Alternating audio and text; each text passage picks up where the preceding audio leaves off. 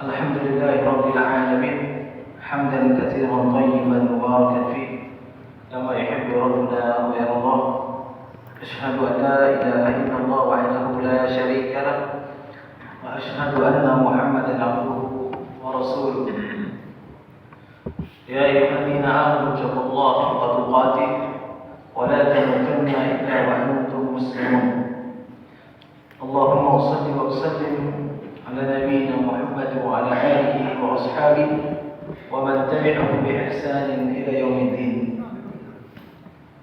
أما بعد، فإن أصدق الحديث كتاب الله وخير الهدى هدى محمد صلى الله عليه وسلم وشر الأمور محدثاتها فإن كل محدثة بدعة وكل بدعة ضلالة وكل ضلالة في النار. معاشر المسلمين المسلمات rahimani wa rahimakumullah, jamaah salat maghrib yang dimuliakan oleh Allah Subhanahu wa taala. Kita bersyukur kepada Allah Subhanahu wa taala di malam hari ini kita kembali bisa untuk duduk hadir di majlis yang mulia, yaitu majlis ilmu, yang kita tentunya mengetahui bahwa di antara salah satu taman surga Allah Subhanahu wa taala di atas dunia ini adalah majlis ilmu. Sebagaimana Nabi sallallahu alaihi wasallam beliau bersabda, "Idza marartum bi riyadil jannah farta'u." Qalu ma riyadul jannah ya Rasulullah? Qala hilaqu dzikr. Nabi sallallahu alaihi wasallam ketika itu bersabda kepada para sahabat radhiyallahu anhu, apabila kalian melewati salah satu di antara taman surga Allah Subhanahu wa taala di dunia ini, maka singgahlah. Dan para sahabat bertanya, apa itu taman surga Allah Subhanahu wa taala di dunia ini wahai Rasulullah? Maka Nabi sallallahu alaihi wasallam menjawab, adalah majelis ilmu. Maka oleh sebab itu kemuliaan pada orang-orang yang Allah Subhanahu wa taala mudahkan langkahnya untuk menuntut ilmu, mempelajari agama Allah Subhanahu wa taala. Sebagaimana hadis yang dikeluarkan oleh Imam Muslim rahimahullah taala dari Abu Hurairah radhiyallahu anhu, qala Rasulullah sallallahu alaihi wasallam, "Man salaka tariqan yaltamisu fi 'ilm, sahalallahu lahu bi tariqan ilal jannah." Nabi sallallahu alaihi wasallam bersabda, barang siapa yang memudahkan langkahnya untuk menuju majelis ilmu, pelajari salah satu di antara ilmu Allah Subhanahu wa taala, maka Allah Subhanahu wa taala akan mudahkan dengan ilmu tersebut langkahnya menuju surga. Ikhwani a'azzallahu wa iyyakum jami'an.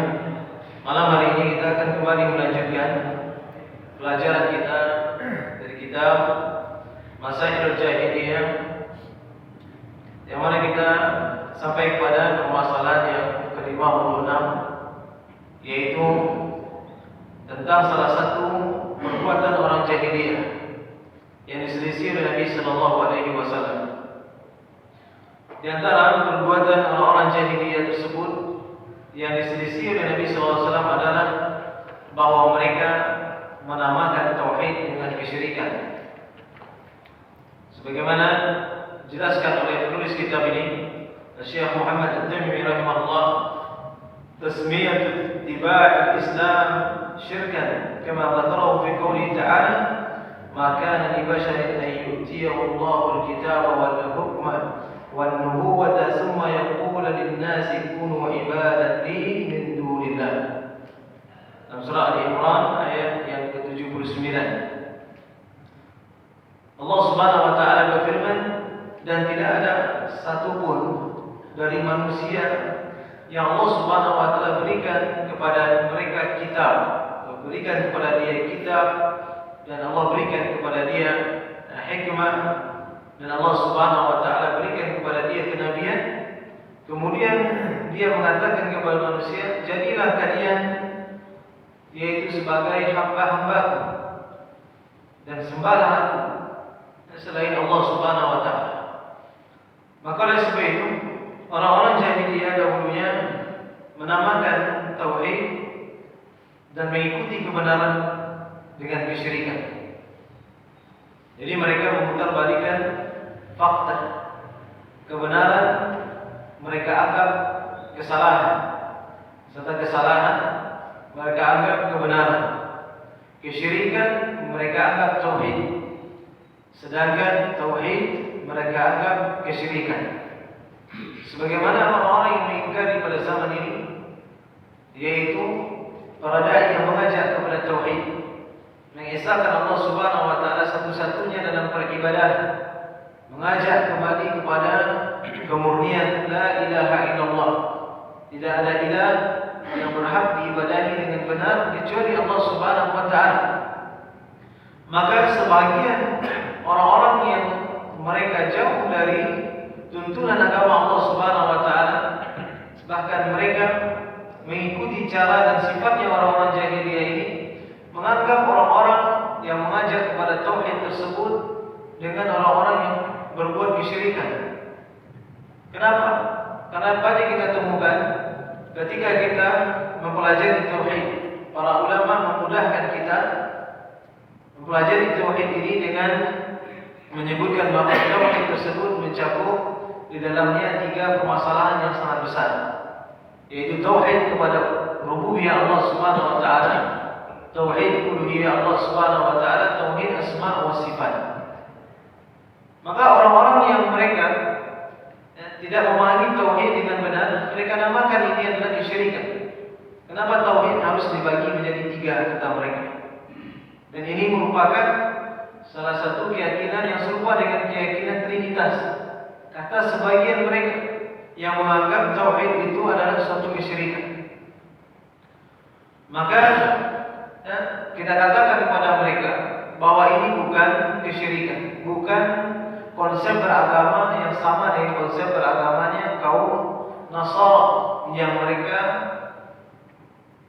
mempelajari atau memegang konsep agama mereka itu dengan konsep Trinitas. Akan tetapi tauhid dibagi menjadi 3 ini bukan berarti Allah Subhanahu wa taala itu 3. Ini berbeda. Karena untuk memudahkan para penuntut ilmu, orang-orang awam untuk belajar konsep tentang masalah tauhidullah, tauhid Allah Subhanahu wa taala, maka dibuat oleh para ulama, yaitu bagaimana tauhid Allah dalam rububiyahnya. Karena tauhid kepada Allah Subhanahu wa taala mengandung di dalamnya yaitu tauhid pemurnian terhadap perbuatan Allah Subhanahu wa taala. Ini tauhid rububiyah, yakni mentauhidkan Allah Subhanahu wa taala di af'alil ibad, yaitu mentauhidkan Allah Subhanahu wa taala. Tauhid Allah bi rububiyah, ini tauhid rububiyah itu adalah mentauhidkan Allah Subhanahu wa taala bi af'alihi, dengan perbuatan-perbuatan Allah Subhanahu wa taala.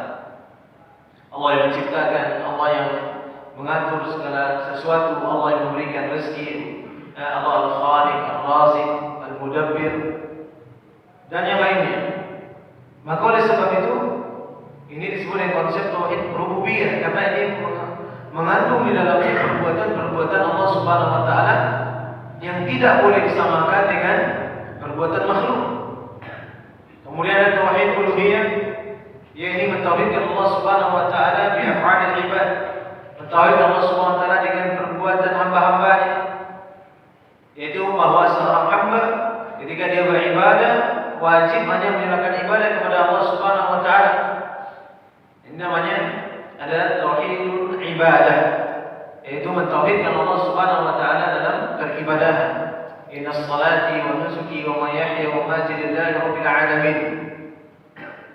Dan ini merupakan dalil dari tauhid uluhiyah itu, bahwa sesungguhnya salatku, sembelihanku, hidupku, matiku hanya untuk Allah Subhanahu wa taala, Rabb semesta alam.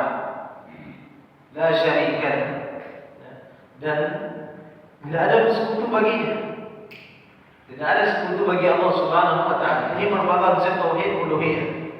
Dan ini dakwah para nabi dan rasul seluruhnya. Iyyaka na'budu wa iyyaka nasta'in. Dan ini merupakan dakwah semua para nabi dan rasul dakwahnya para sahabat radhiyallahu anhum ajma'in, dan dakwahnya orang-orang saleh yang telah mendahului kita, mengajak manusia untuk mengibadahi Allah Subhanahu wa taala satu-satunya. Walaqad ba'atsna fi kulli ummatin rasulan an ya'budullaha wajtanibu at-taghut.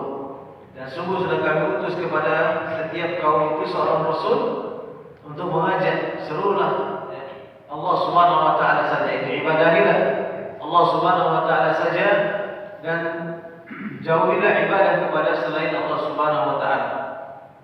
Kemudian tauhid asma wa sifat, mentauhid Allah Subhanahu wa taala dalam nama-namanya dan sifat-sifatnya, meyakini bahwa Allah Subhanahu wa taala memiliki nama-nama yang indah, sifat-sifat yang tinggi, yang sempurna, yang itu tidak ada sama dengan sifat-sifat makhluk. Oleh sebab itu Allah Subhanahu wa taala berfirman, "Laisa kamitslihi syai'un wa huwa samii'un basir." Tidak ada yang sama dengan Allah Subhanahu wa taala satu pun. Dan Allah Subhanahu wa taala yaitu Maha mendengar lagi Maha melihat. Jadi tauhid asma wa sifat, yang kita mentauhidkan Allah Subhanahu wa taala dengan nama-namanya dan sifat-sifatnya yang tinggi. Allah Subhanahu wa taala memiliki sifat, maka kita meyakini sifat Allah Subhanahu wa taala tersebut sesuai dengan apa yang sudah Allah Subhanahu wa taala kabarkan kepada kita di dalam Al-Qur'anul Karim, ataupun sebagaimana yang sudah dikabarkan oleh Nabi sallallahu alaihi wasallam dalam hadis-hadis yang sahih. Tanpa kita mempermisalkan, tanpa kita menyerupakan, tanpa kita menghilangkan, tanpa kita itu merubah-rubah dari makna yang tidak sesuai dengan apa yang ditentukan oleh Allah Subhanahu wa taala dan Rasul sallallahu. Maka tidak boleh kita menghilangkan sifat Allah, menyamakan sifat Allah dengan sifat makhluk. Maka oleh sebab itu kita memiliki tauhid. Dan orang-orang jahiliyah, mereka menamakan tauhid tersebut dengan kesyirikan. Kenapa? Karena mereka tidak yakin dengan hal seperti itu, dan mereka mengingkarinya. Bahkan mereka menganggap kesyirikan itulah tauhid. Ketika mereka beribadah kepada Allah Subhanahu wa taala melalui perantara-perantara yang tidak diridhai oleh Allah Subhanahu wa taala.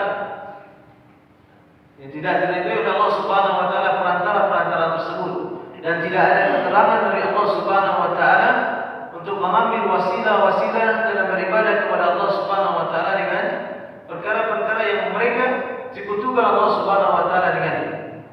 Contohnya orang-orang musyrikin Makkah ketika itu, mereka menyembah Allah Subhanahu wa taala, mereka yakin dengan rububiyah Allah Subhanahu wa taala, mereka yakin Allah menciptakan, Allah memberi rezeki, Allah menghidupkan, mematikan, mereka yakin. Akan tapi mereka tidak mengikhlaskan ibadah mereka kepada Allah. Mereka beribadah kepada Allah Subhanahu wa taala tapi melalui perantara-perantara yang tidak Allah Subhanahu wa taala ridhai. Dan ketika ditanyakan kepada mereka, maka mereka menjawab, "Mana uluhum illa liqarribuna ila Allahi zulfa." Kami tidak beribadah kepada patung-patung tersebut, berhala-berhala itu, tapi mereka kami yakini bisa mendekatkan kami kepada Allah Subhanahu wa taala walaupun sejengkal. Ini keyakinan orang-orang kafir Quraisy ketika itu. Walaupun mereka yakin Allah yang menciptakan, Allah yang memberikan rezeki, Allah menghidupkan, mematikan, Allah Subhanahu wa taala menyelamatkan mereka dari kesusahan, tapi ketika mereka beribadah kepada Allah Subhanahu wa taala dengan perantara-perantara yang Allah Subhanahu wa taala tidak turunkan keterangan tentang itu, maka mereka tetap dianggap musyrik, tidak dianggap orang yang beriman.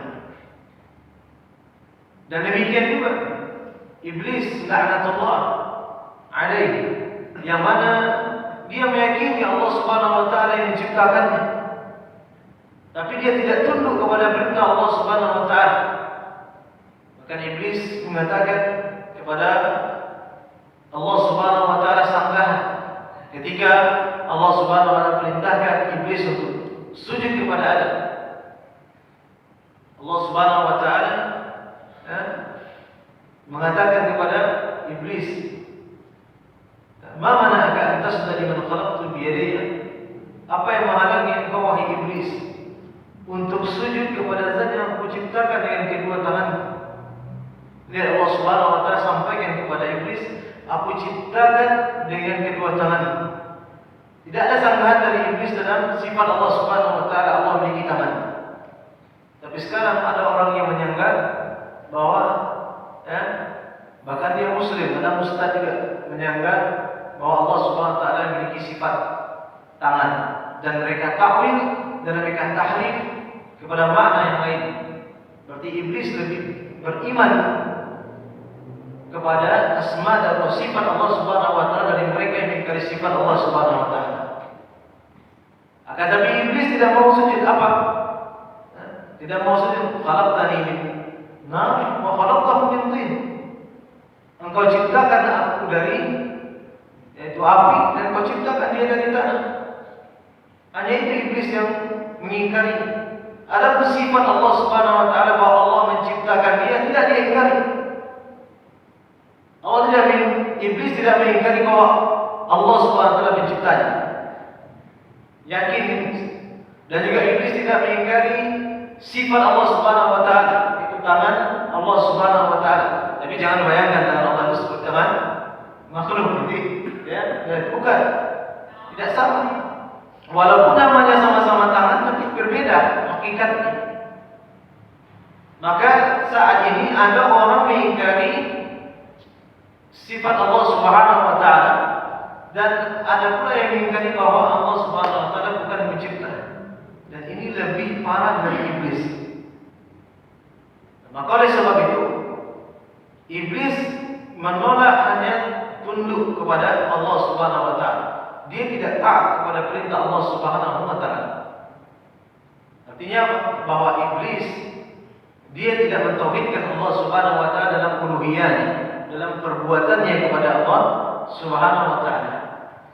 Maka orang yang tauhidnya hanya sekedar rububiyah atau tauhidnya hanya sekedar asma dan sifat saja, tanpa ada tauhid uluhiyah, pengikhlasan ibadah kepada Allah Subhanahu wa taala, maka sama saja tauhidnya dengan tauhid iblis, laknatullah alaihi. Maka ini yang membedakan antara orang beriman muslim wahid, muslim yang dia bertauhid kepada Allah Subhanahu wa taala, dengan muslim atau orang yang mengatakan dirinya muslim tapi tidak tunduk kepada Allah Subhanahu wa taala, yang dia sekutukan Allah dengan kubur-kuburan keramat. Dia sekutukan Allah Subhanahu wa taala dengan kuburan-kuburan orang yang dianggap saleh bagi mereka. Disekutukan Allah Subhanahu wa taala, dijadikan yaitu pohon-pohon, dijadikan berbagai macam jimat dan lainnya sebagai sekutu bagi Allah Subhanahu wa taala. Dan ini sifat orang-orang jahiliyah dari orang-orang kafir Quraisy dahulu, bahwa mereka memutarbalikkan fakta. Kebenaran mereka anggap adalah kesesatan, kesesatan mereka anggap kebenaran. Sebagaimana orang pada zaman ini menganggap sunnah adalah bid'ah dan bid'ah adalah sunnah. Berapa banyak orang-orang yang mengingkari sunnah Nabi Sallallahu Alaihi Wasallam, yang mereka katakan bahwa itu adalah sesuatu yang tidak layak, ini sesuatu yang baru. Ketika kita sampaikan kepada mereka bahwa kita hanya beribadah kepada Allah Subhanahu wa taala saja, ya, dan kita tidak boleh yaitu beribadah kepada selain Allah Subhanahu wa taala, tidak boleh meminta-minta kepada kubur-kubur keramat, tidak boleh pergi ke dukun, ke paranormal. Lalu mereka bantah, ini ajaran mana pula ini? Kok baru saya dengar? Ya? Padahal ini sudah zaman dari Nabi Sallallahu Alaihi Wasallam, dan juga pada sejak diciptakannya manusia oleh Allah Subhanahu wa taala sudah diajarkan tauhid. Kemudian juga sejak zaman Nabi Nuh alaihi salam, ketika terjadi kesyirikan pertama sekali, maka Allah Subhanahu wa taala utus Nabi Nuh alaihi salam untuk kembali mendakwakan tauhid tersebut. Sampai Rasul kita Muhammad sallallahu alaihi wasallam, Rasul yang mulia, yang beliau mendakwakan tauhid.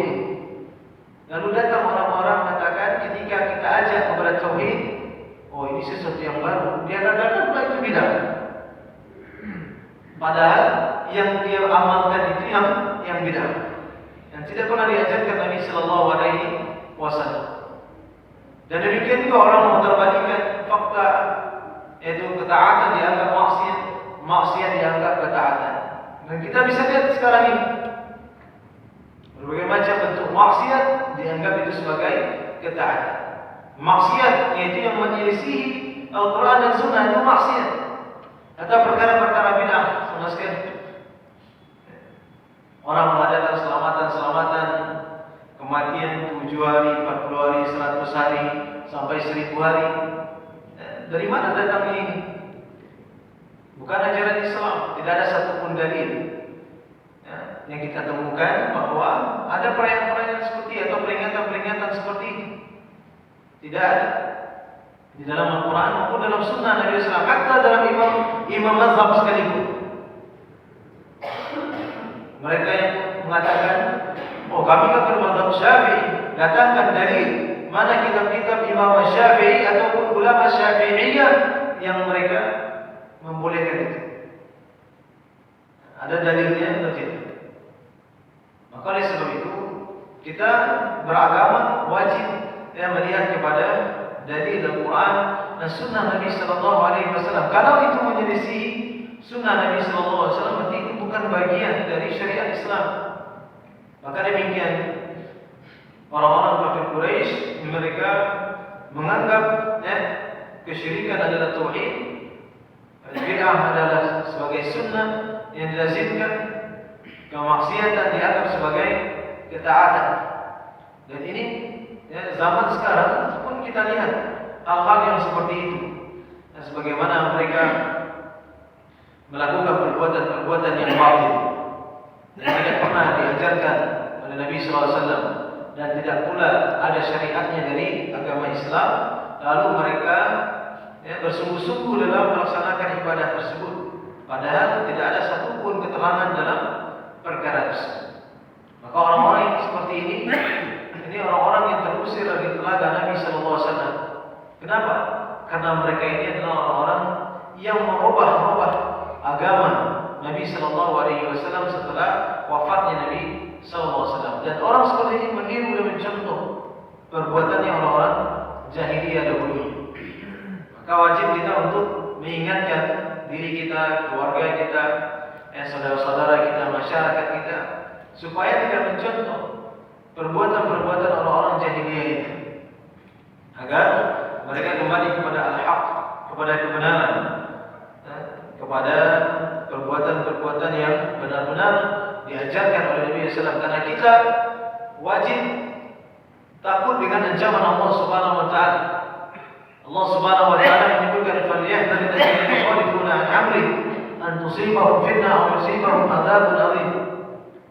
Wajib berhati-hati orang-orang yang mereka menyelisihi sunnah kata Nabi Sallallahu Alaihi Wasallam. Dijelaskan oleh Allah Subhanahu Wa Taala. Wajib berhati-hati orang yang menyelisihi sunnah Nabi Sallallahu Alaihi Wasallam, ajaran Nabi Sallallahu Alaihi Wasallam, agama Nabi Sallallahu Alaihi Wasallam, bahwa mereka nanti akan ditimpa fitnah, ujian, atau mereka ditimpa oleh azab yang sangat besar.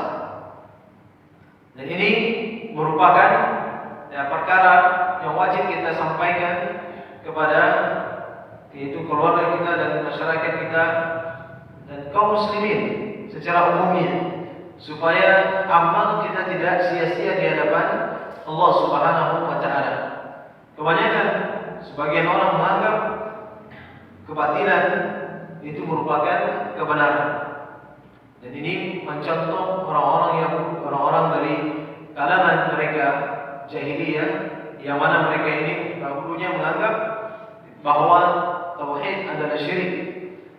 Mereka memutarbalikan kebenaran sebagaimana orang-orang Mu'tazilah, orang-orang Jahmiyah, yang mereka menganggap bahwa kalau kita ini Ahlus Sunnah menetapkan sifat Allah Subhanahu Wa Taala, berarti kita berbuat syirik kata mereka. Kita menetapkan sifat Allah, Allah memiliki tangan, Allah memiliki mata, Allah Subhanahu Wa Taala yaitu istiwa di arsy. Maka mereka menganggap kita ini apa? Menganggap kita ini melakukan kesyirikan. Kenapa? Karena kita, kata mereka, meletakkan sesuatu kepada Allah Subhanahu Wa Taala yang bukan ada pada Allah Subhanahu Wa Taala. Mereka katakan ini adalah kesyirikan. Padahal Allah Subhanahu Wa Taala yang menyampaikan dan mengabarkan ini di dalam Al-Quran. Kita hanya mengimaninya, mengimani apa yang sudah Allah Subhanahu wa taala sampaikan tanpa kita mentahrif, ya, merubah atau menafsirkan kepada tafsir yang tidak benar. Allah Subhanahu wa taala memiliki sifat zatiyah dan sifat fi'liyah, sifat perbuatan Allah Subhanahu wa taala dan juga sifat zat Allah Subhanahu wa taala yang itu tidak mungkin dipisahkan dari Allah Subhanahu wa taala. Maka oleh sebab itu orang-orang Mu'tazilah, orang Jahmiyah mereka mengikut Jahm bin Safwan, mereka ini apa?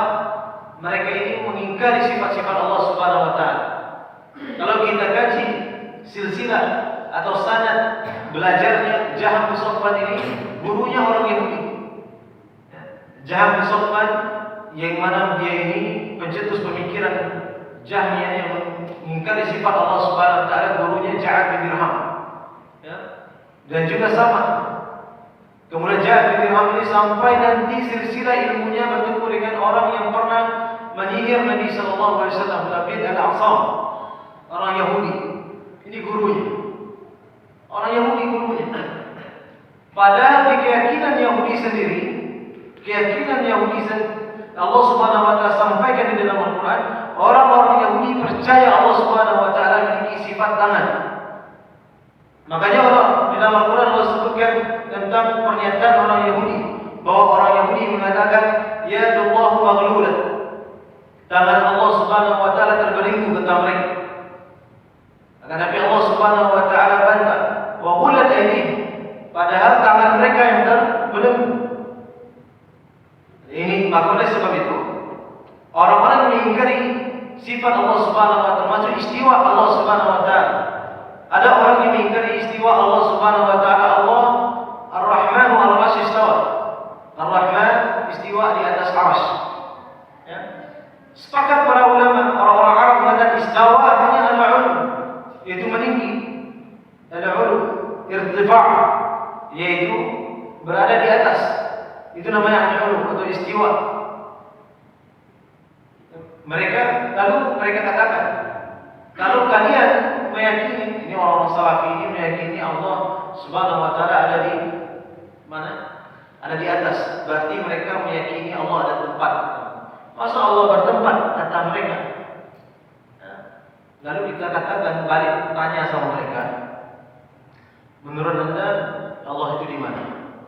Lalu mereka jawab, oh Allah di mana-mana. Sekarang kita bantah mereka. Anda mengatakan Allah ada di mana-mana, itu Allah bertempat atau tidak? Bertempat atau tidak? Kalau ada di mana-mana berarti ada di atas, ada di bawah, ada di samping kanan, samping kiri. Bertempat atau tidak? Makanya para ulama bid'ah tidak ada yang cerdas. Mereka dibohongi oleh akal mereka sendiri karena taklid dan ta'assub pada ajaran mereka. Dan mungkin oleh sebab itu kalau kita bantah-bantah dengan mereka, cukup pakai dalil akli saja, mereka sudah dengan akal saja. Itu tidak akan bisa capai oleh mereka.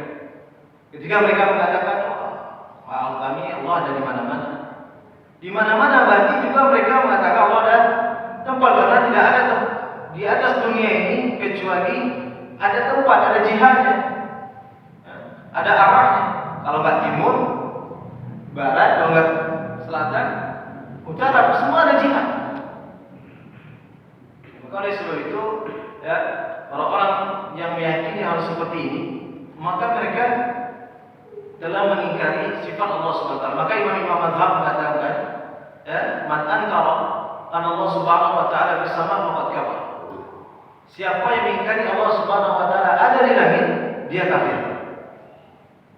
Karena sudah fitrah manusia, akal manusia, dari Al-Quran, dari hadis Nabi SAW sudah mencukupi bagi mereka.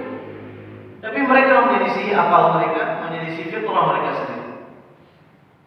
Lalu ketika kita katakan, ketika mereka mengingkari Allah Subhanahu wa taala istiwa di langit, istiwa di arsy atau berada di langit, lalu kita katakan kepada mereka, Anda memperingati Isra Mi'raj. Dia katakan, ya, kami peringati Isra Mi'raj. Lalu Mi'rajnya Allah itu kemana? Ke bawah apa ke atas? Ya? Pasti dia bilang, ya Allah ke langit, ke atas. Ngapain Nabi sallallahu alaihi wasallam itu ke atas? Itu bertemu dengan Allah Subhanahu wa taala, menerima perintah salat. Lalu kenapa dia mengingkari istiwa Allah Subhanahu wa taala atau mengingkari hadis Nabi sallallahu alaihi wasallam yang mengatakan Allah fis sama? Ketika bertanya kepada seorang budak, yang pertanyaan seorang budak itu ketika diberikan sekarang kepada profesor, sulit dia menjawab. Padahal seorang budak ditanya aina Allah, dia katakan Allah fis sama. Allah di langit. Mudah, sesuai dengan fitrahnya dia jawab. Tapi kita tanyakan kepada profesor yang mereka menyimpang dari akidah Ahlussunnah wal Jamaah, maka berputar jawabannya. Maka ini juga sebagaimana orang-orang musyrik di zaman Nabi sallallahu alaihi wasallam, yaitu di saat zaman jahiliyah, yang mana mereka mengingkari tauhid, kemudian mereka menamakan tauhid itu adalah syirik.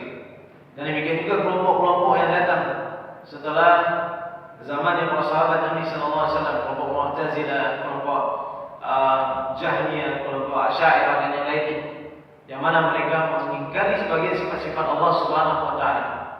Ada yang hanya menetapkan lafaznya saja tapi maknanya tidak. Kata mereka, ada yang membatasi sifat Allah itu cuma 20.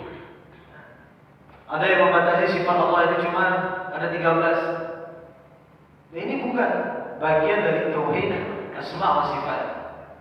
Maka oleh sebab itu Nabi sallallahu alaihi wasallam menyelisihi orang-orang jahiliyah ini untuk memperingatkan umatnya yang datang setelah, jangan kalian contoh, karena setiap keburukan, penyimpangan yang dilakukan oleh orang sekarang sudah dilakukan oleh umat-umat terdahulu. Sekarang ada orang nyembah kubur, dulu juga sudah ada orang nyembah kubur. Dahulu ada orang nyembah patung, sekarang masih ada orang nyembah patung. Ada yang melakukan sihir dan yang lainnya. Dahulu sudah ada, sekarang juga sudah ada. Dulu sudah ada dukun paranormal dan sekarang juga ada. Dan itu sudah disampaikan semuanya oleh Nabi SAW agar kita berhati-hati. Jadi jamaah dimuliakan Allah Subhanahu wa taala, maka orang-orang jahiliyah ini mereka yaitu menamakan tauhid dengan syirik atau memutarbalikkan yang hak menjadi sesat, yang sesat menjadi kebenaran. Ini perbuatan-perbuatan yang mereka lakukan. Kemudian di antara perkara yang diselisih oleh Nabi sallallahu alaihi wasallam juga kepada orang-orang jahiliyah ini, yaitu masalah yang ke 57 dan 58 disebutkan oleh Syekh di sini, at-tahrifu walailul al-sinan fi kitabillah. Mereka mentahrif itu yakni merubah-rubah makna dari kalam Allah Subhanahu wa taala, atau merubah-rubah hurufnya atau lafaznya, ini tahrif, atau menafsirkan kepada sesuatu yang bukan pada tempatnya. Ini juga merupakan bentuk tahrif, penyimpangan. Tahrif al-kalami an mawadhi'ihi wa la yul-alsinah fil kitab. Bahwa mereka menafsirkan perkataan bukan pada tempatnya, dan mereka pun layinul alsinah bil kitab, yaitu mereka menyebutkan bahwa lisan-lisan mereka ini menyimpang dari kitab Allah Subhanahu wa taala. Maka disebutkan kullu man harafa kalam Allah fa innahu ala madhhabi ahli jahiliyah. Siapa saja mereka yang mentahrif kalam Allah, fa innahu ala madhhabi ahli jahiliyah, maka dia berada di atas cara beragamanya orang-orang jahiliyah. Karena orang-orang jahiliyah yang suka menafsirkan ayat bukan pada tempat. Maka oleh sebab itu menafsirkan ayat Allah Subhanahu wa taala ini juga butuh ilmu. Karena mempelajari Al-Qur'an Karim butuh ilmu. Banyak. Ketika kita menafsirkan Al-Qur'an, enggak boleh kita asal-asal tafsir. Karena bisa jadi kita salah, maka kita harus memiliki ilmunya dalam menafsirkan Al-Qur'anul Karim. Karena Nabi SAW mengatakan, "Man fasala Al-Qur'an bil ra'yi falyatabawwa maq'adahu minan nar." Barang siapa yang dia mentafsirkan Al-Qur'an hanya dengan sebatas akalnya saja, maka dia telah mengambil tempat duduknya di dalam neraka. Ada orang bicara, baca ayat-ayat Al-Quran, panjang sekali baca, tapi dia tafsirkan semaunya saja, tanpa merujuk kepada kaidah-kaidah dalam penafsiran Al-Quran. Karena dalam menafsirkan Al-Quran ada lafaz-lafaz. Ya, ada dalam Al-Quran, kalau orang yang belajar usul fiqh mungkin dia tahu. Ada dalam Al-Quran itu ada lafaz am, ada lafaz khas. Ada lafaznya itu yang umum, ada yang khusus. Ada lafaznya umum tapi maksudnya khusus. Ya, ada lafaznya umum yang diinginkan ternyata umum. Ada yang lafaznya itu ya, khusus tapi dia umum maknanya. Maka ini beda untuk ilmu, ada am, ada khas, ada mujmal, ada muqayyad, ada yang sudah nasih, ada yang mansukh. Maka oleh sebab itu pelajari atau menafsirkan kalam Allah ini butuh kepada penafsiran para ulama terdahulu, penafsiran salafus saleh. Kita merujuk, nggak boleh keluar dari akal kita saja. Kalau keluar dari akal kita saja, banyak yang orang menafsirkan Al-Quran semaunya. Setiap orang memiliki akal. Makanya sahabat Nabi sallallahu alaihi wasallam Ali bin Abi Thalib radhiyallahu anhu mengatakan, "Lau kana dinu bir-ra'i la asfal al-khuf aula bil masjid min a'lah." Kalau sekiranya agama ini hanya sebatas akal saja, maka di atas khuf itu lebih berhak untuk lebih utama untuk disapu daripada bawahnya. Jadi bawahnya khuf itu lebih berhak untuk disapu daripada atasnya. Hukum memakai khuf, kalau orang memakai sepatu ketika dia dalam keadaan berwudu, maka ketika dia sholat lagi dia tidak membuka sepatunya, dia cukup mengusap di atas sepatunya. Masuk ada khuf yang diusap di atas. Kenapa di atas? Padahal yang kotor di bawah. Ya itulah akal. Sebagaimana juga orang yang kentut, ya, orang yang kentut keluar angin, lalu dia berwudu, yang dicuci lain, yang dibasuh lain. Bukan tempat keluar anginnya tadi. Kalau secara akal tidak bisa kita terima. Tapi itulah agama. Agama tidak bisa kita sebatas akal kita saja. Maka oleh sebab itu setiap orang yang mereka menafsirkan Al-Quran, menafsirkan kalam Allah, menafsirkan hadis-hadis Nabi sallallahu alaihi wasallam bukan pada tempatnya, ya, maka dia telah meniru cara beragamanya orang-orang jahiliyah. Sebagaimana ada orang yang menafsirkan Al-Quran yang bukan pada tempatnya. Ya, ada orang mengatakan fawailul lil musallin, dia sebatas itu saja. Celaka bagi orang-orang yang salat. Masa tiap orang yang salat celaka? Ya, itu enggak mungkin. Masa orang salat celaka? Dia menafsirkan Al-Quran cuma sampai sana saja, baca terjemahannya. Maka harus dibaca utuh, baca atasnya, baca bawahnya. Maka oleh sebab itu butuh ilmu dalam masalah ini. Apalagi masalah-masalah yang besar, termasuk masalah keimanan. Sebagaimana orang yang mentafsirkan istiwa Allah Subhanahu wa taala dengan istaulah. Dia tafsirkan istiwa Allah itu dengan menguasai. Dari mana dia dapatkan tafsir tersebut? Adakah sahabat Nabi SAW yang meyakini atau menafsirkan seperti itu? Adakah para tabi'in, atba'ut tabi'in atau imam-imam mazhab yang menafsirkan seperti itu? Kalau tidak, berarti itu keluar dari akalnya, maka tidak bisa kita terima. Oleh sebab itu, kewajiban kita adalah tidak boleh mentahrif dan merubah-rubah nas-nas yang keluar dari Al-Quranul Karim ataupun dari hadis-hadis Nabi Sallallahu Alaihi Wasallam. Dan sebagaimana orang yang menafsirkan tentang masalah atau ayat Allah Subhanahu Wa Taala tanpa ada ilmu yang mereka tafsirkan bukan pada tempatnya tersebut, maka ini harus atau tidak boleh dilakukan oleh seorang. Jadi jamaah yang dimuliakan Allah Subhanahu Wa Taala, ya, ada ma'arad Allah wa kemudian beliau mengatakan seharusnya wal wajib pada mukmin, wajib bagi seorang mukmin ayahtarima kitab Allah wa sunnah Rasulullah sallallahu alaihi wasallam, untuk memuliakan kalam Allah dan sunnah Nabi fayu'minu bihima lafzan wa ma'na, beriman kepadanya dengan sesuai lafaznya dan juga maknanya. Ada ma aradallahu wa aradahu Rasulullah sallallahu alaihi wasallam, sesuai dengan apa yang diinginkan oleh Allah dan diinginkan oleh Rasul sallallahu alaihi wasallam. Wala yuharrifu nususa an ma'aniha, dan tidak boleh dia memalingkan ya, menafsirkan nas-nas yang ada itu menyimpang dari maknanya yang asli atau makna yang diinginkan oleh Allah dan Rasul.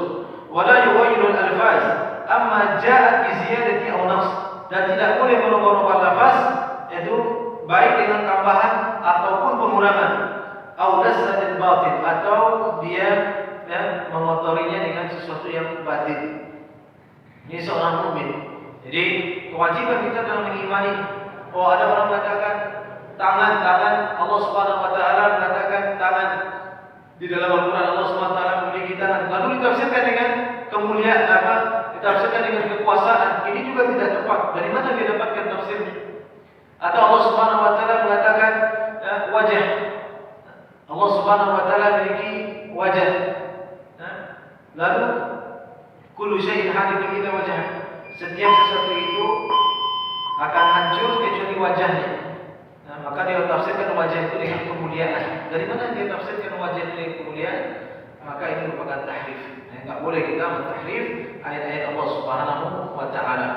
Ini yang kita sampaikan ya pada malam hari ini, dan semoga ini bisa kita amalkan dan kita memperbaiki sesuatu yang salah dalam kehidupan kita ataupun dalam masyarakat kita, dan kita mohon Allah Subhanahu wa taufik dan hidayahnya agar kita tetapkan dalam akidah sunnah wal jamaah.